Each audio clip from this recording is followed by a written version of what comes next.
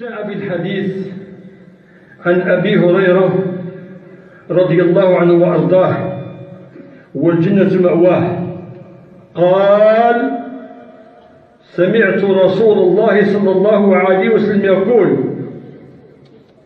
إن أول الناس يقضى يوم القيامة عليه بمعنى يحاسب. قضية خطيرة يا جماعة، خطيرة على الجميع إلا من رحم الله. إن أول الناس يقضى يوم القيامة عليه بمعنى يحاسب. أولا رجل استشهد فأتي به فعرفه نعمه فعرفها، قال: فما عملت فيها؟ علامة استفهام. قال: قاتلت فيك حتى استشهدت. قال: كذبت، ولكنك قاتلت لأن يقال جريء شجاع. فقد قيل به ثم أمر به فسحب على وجهه حتى ألقي في النار والعياذ بالله. ثانيا الرجل الثاني الذي يحاسب أيضا، ورجل تعلم العلم وعلمه وقرأ القرآن فأتي به فعرفه نعمه فعرفها. قال: فما عملت فيها؟ قال: تعلمت العلم وعلمته وقرأت القرآن فيك.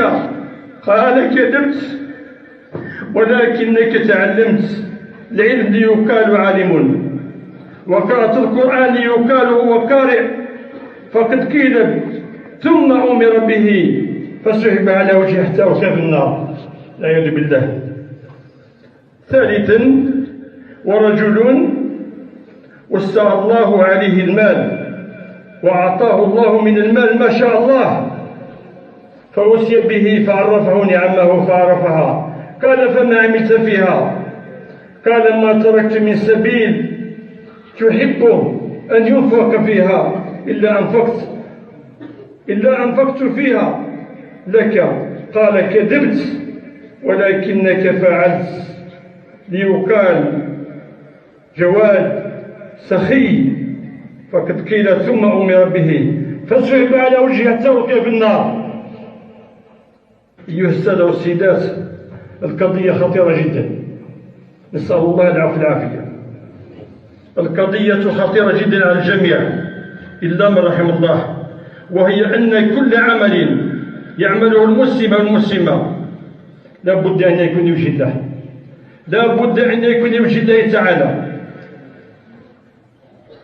قال عليه الصلاة والسلام: إن الله عز وجل لا يقبل من العمل إلا ما كان خالص لوجهه عز وجل.